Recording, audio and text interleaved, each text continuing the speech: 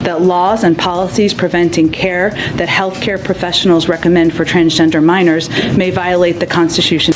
On this vote, the yeas are 53, the nays are 47, and this nomination is confirmed.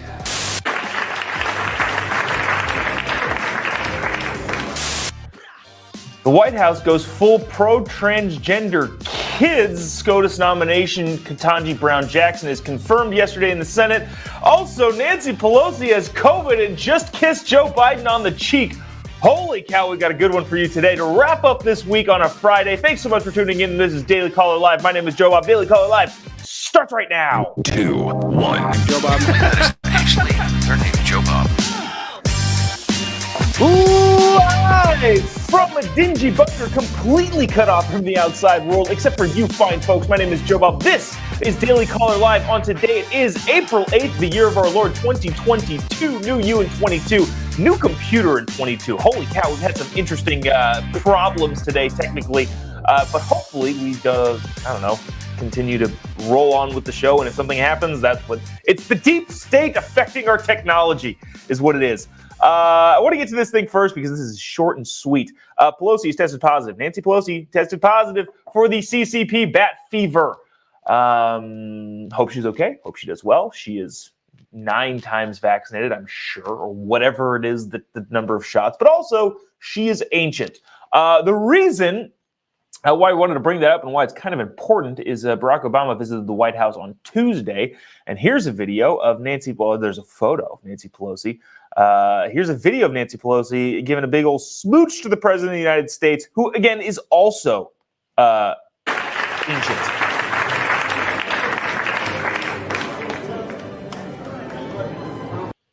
All right, wear my tinfoil hat, people.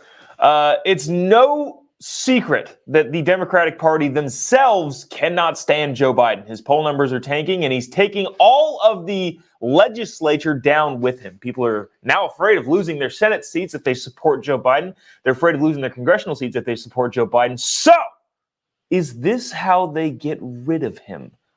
Have Nancy Pelosi covertly go into a room with President Biden, give him a big old smooch on the cheek, and then, oh no, she has COVID. Then Joe Biden has COVID. Is this how they pull the trigger on the president who can't last another 3 years? It's just not possible. Probably not. That's probably not what's going on. It's probably actually Pelosi has the COVID. But maybe that's what they're trying to pull here. That's that. That's really all that story is. Nancy Pelosi has tested positive for COVID. Was in a room with President Biden. Again, 2 ancient people, and this unfortunately affects a lot of old people. So there's that. So I want to get to this.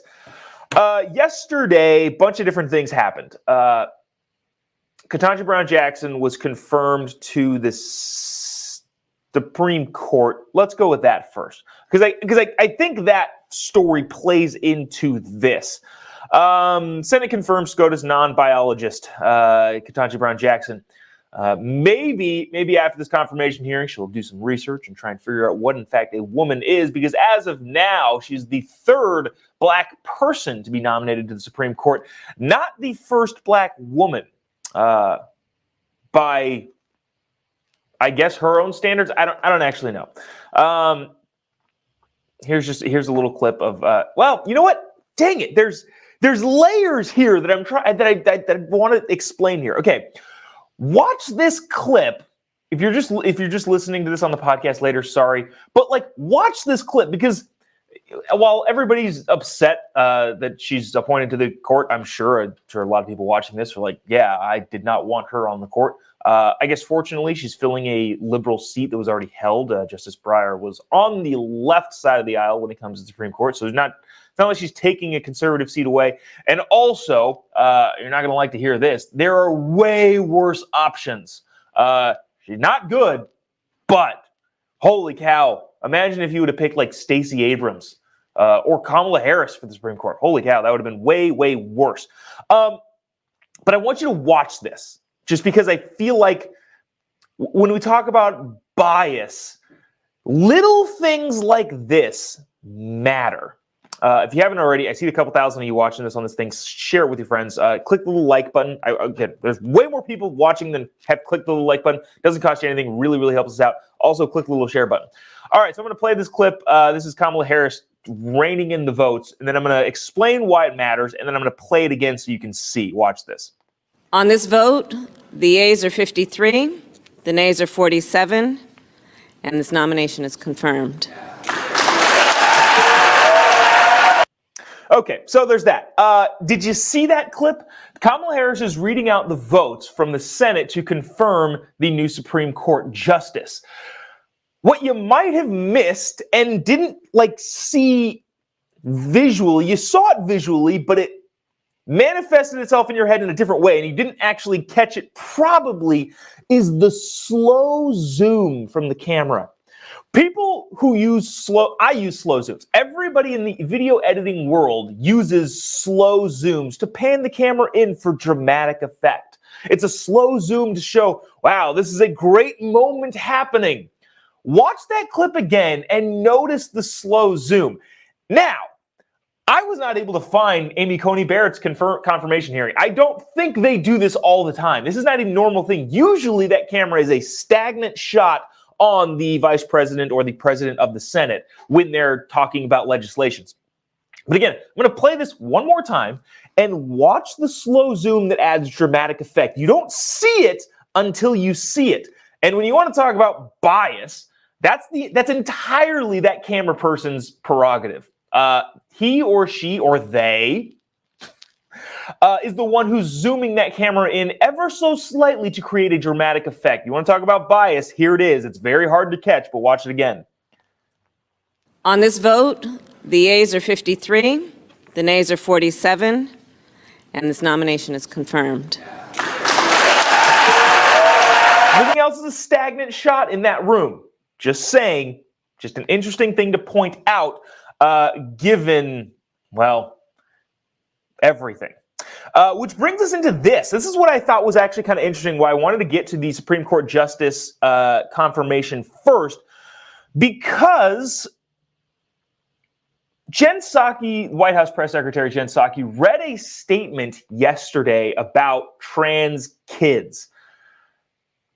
This is not in line with the general American thinking, and I think they knew that. From a political standpoint, they knew that the nomination and approval of the confirmation of Ketanji Brown Jackson was going to take up a bunch of the media airwaves. So today would be a great day to slip in this. But Alabama's lawmakers and other legislators who are contemplating these discriminatory bills have been put on notice by the Department of Justice and the Department of Health and Human Services that laws and policies preventing care that healthcare professionals recommend for transgender minors may violate the Constitution and federal law.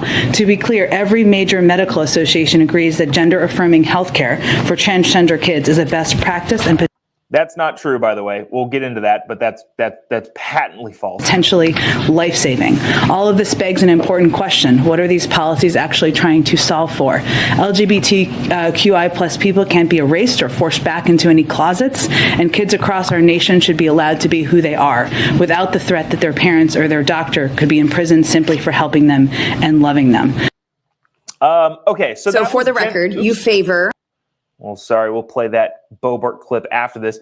That's Jen Psaki talking about, so that's a red statement. That was planned out. That wasn't a question coming from the media. The White House planned that out. I think they planned it out to hopefully get it hidden underneath the Ketanji Brown Jackson confirmation. The reason why I think they want that hidden is because of the polling. This is a YouGov poll. On questions providing puberty blockers to transgender teens, Americans are divided by party and age. If you ask the question, should teenagers, minors, be provided with puberty blockers, irreversible hormone treatments for kids making a decision that they shouldn't be able to make because they're dumb and kids, in asking whether or not you support puberty blockers, 29% of Americans say yes, The rest of them say no or they're not sure. So 2/3 of Americans say probably not, and only 1/3 of Americans say they actually support that.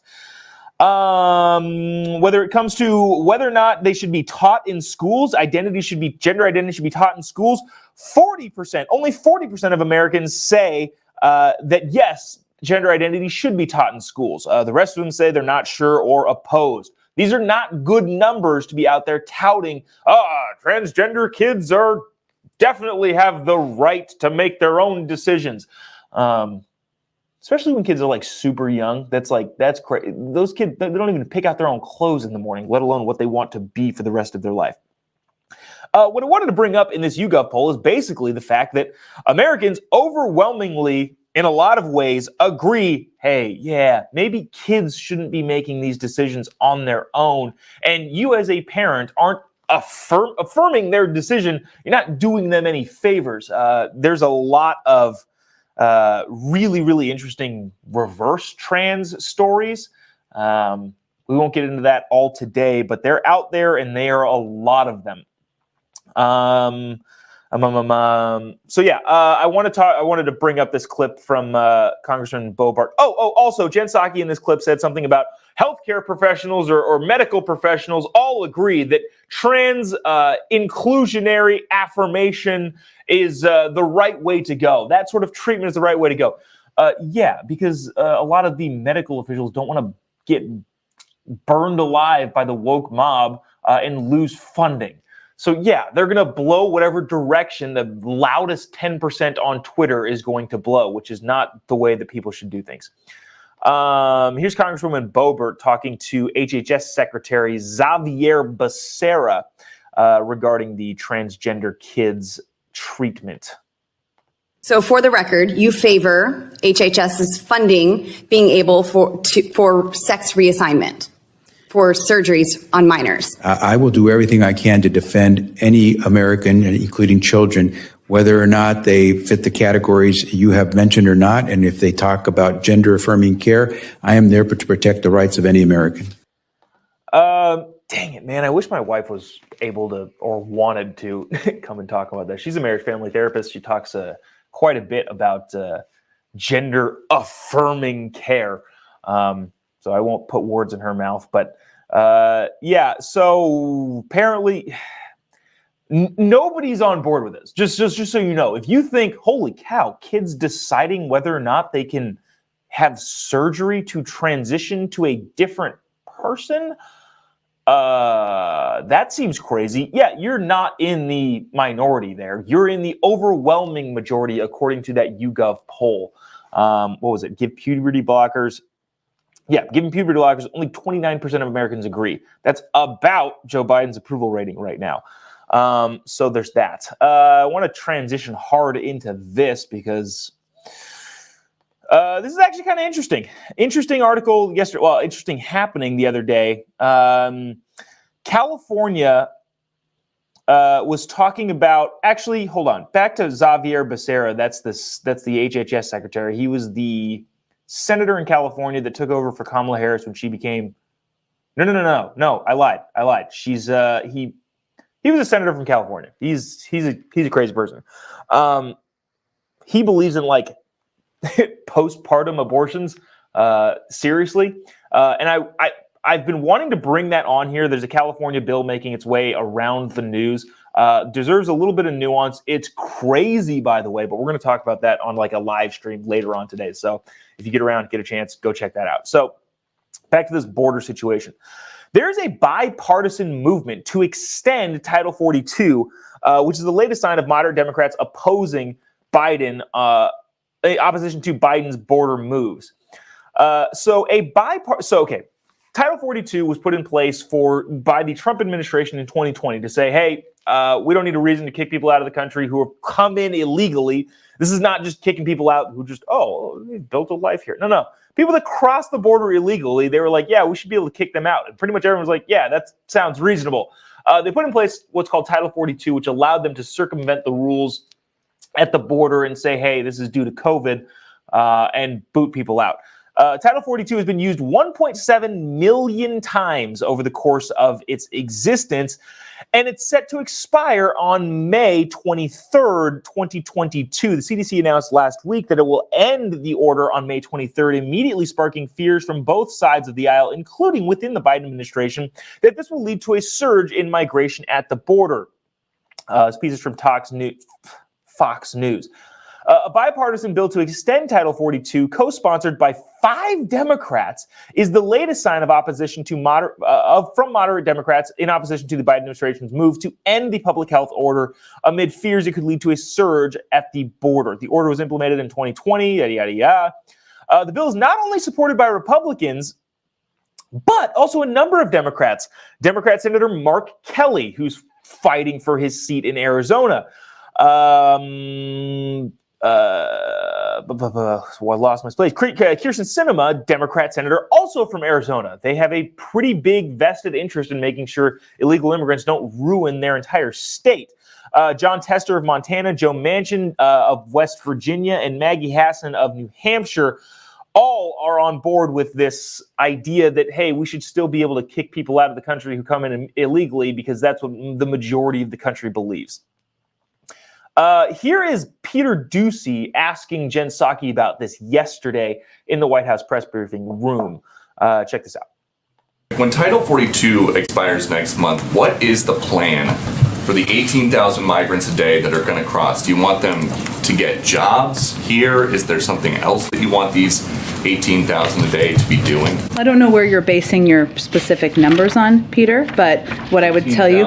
I've got it right here. Earlier this week, the department gave reporters an estimate that up to 18,000 migrants could be apprehended at the border each day if Title 42 were up to, and we'll see what happens. And obviously we're taking steps to convey that this is not the time to come. Listen to this. She doesn't have a plan, so there's that. We'll continue for a little bit, see how much we want to listen. Individuals who come to the border, this is what would happen. CBP and ICE would work together to ensure that anyone who enters the country without authorization is put into immigration proceedings as quickly as possible. CBP has been working with ICE to ensure individuals awaiting processing in the interior of the country would be monitored under the Alternatives to Detention program. We know that to date, nearly 80% of non-citizens waiting in the interior under prosecutorial discretion have either received a notice to appear or are still within their window to report. That is what would happen. In addition, I would note the Department of Homeland Security also put together a preparedness plan to continue addressing irregular migration that involves surging personnel and resources to the border, improving border processing, implementing mitigation measures, and working with other countries in the hemisphere to manage migration. Those are all steps that they're working to do in order to implement when we get to that point in time. Yikes. So what she basically just said is we're just going to keep doing the same thing and hope it works. But again, we'll see if that actually holds up. There's, a bill in the Senate, a bipartisan bill with 5 Democrats co-sponsoring it saying, hey, dude, you can't upend this Title 42, giving us all the reason to kick people out. 1.7 million illegal immigrants have been kicked out using Title 42. The Biden administration is planning to end that on May 23rd, and a bunch of Democrat senators are saying, yeah, maybe we shouldn't do that. So there's that. You know what? Okay, bear with me here. I didn't pull this up, but I want to now. I've gotten a lot of interesting... Heat is not the right term. Where's this clip from yesterday? I'm just trying to make sure I get it on the right spot. Joe Biden yesterday said, here we go. Here it is. Joe Biden added a Bidenese word to his dictionary yesterday. I made a reel about it, which, by the way, if you don't follow me on Instagram, I am hilarious. But we put it up yesterday on the Instagram page and Twitter, and it was shocking how many people decided to blame the president's lifelong stutter for his mashing words, which is not the case at all. So get out of here with that crap. I'm going to play this clip one more time. Joe Biden making up a word, the brand new insertion into the Bidenese dictionary. Watch this. You know what it is. Most people don't. To ensure that we rebuild America, we upheld a promise. That's not his stutter, you goobs. I was surprised. I thought, I was like, this is just another funny Biden clip of saying things that aren't words and just kind of rolling on with it. But a bunch of people were saying, well, that's a stutter. He's had a stutter for his entire life. And look, yeah, he has had a stutter his entire life. He's talked about it. And honestly, it's pretty cool that he's been able to come over it. I don't agree with him policy-wise. This is none of that. But the stutter is something that he's been able to overcome for the last several decades. He's talked about it. He's been open about it. That is not this. Joe Biden used to go on all the talk shows and be super glib and keep up with pretty much everyone in terms of being able to talk coherently. He was always a gaffe machine, but he didn't used to be this bad. So get out of here with blaming this on his stutter. Nah. This is him being ancient and incoherent. There's that. Yeah. Freaking incompetent idiot, says Frank. Word salads. Yeah, a lot of that. So, I don't know.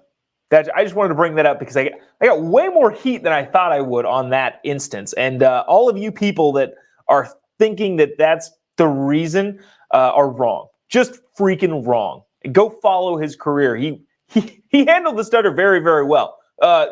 Admirably, by the way. Did a very good job at hiding it, or at least getting through it. So, no, we don't get to blame his sounded like a different language. We don't get to blame that on his stutter. All right, that's going to do it for us this week. I'll take you into the weekend. Have a great weekend. Thanks for tuning in and sticking with us the entire week, as you always do. If you haven't already, give me a follow on any of your social media accounts. Just type in JOBOB. Also, these handles are wrong. The Facebook handle is wrong. If you just click the Jobob, facebook.com, that /Jobob, we're going to go on the live stream later today on my Facebook page and talk about the California abortion 7 days after you're born law, which is a real thing. Kind of break that down because I do believe it deserves some nuance. It's still crazy, but it needs to be explained better, I think. So we're going to do that on the live stream on my Facebook page a little bit later. So just type in JOBOB. You'll find me. We can hang out, be friends there. That's going to do it for us. Getting into the weekend. Thanks so much for sticking around. We'll see you on Monday. Same time, same place. God bless America.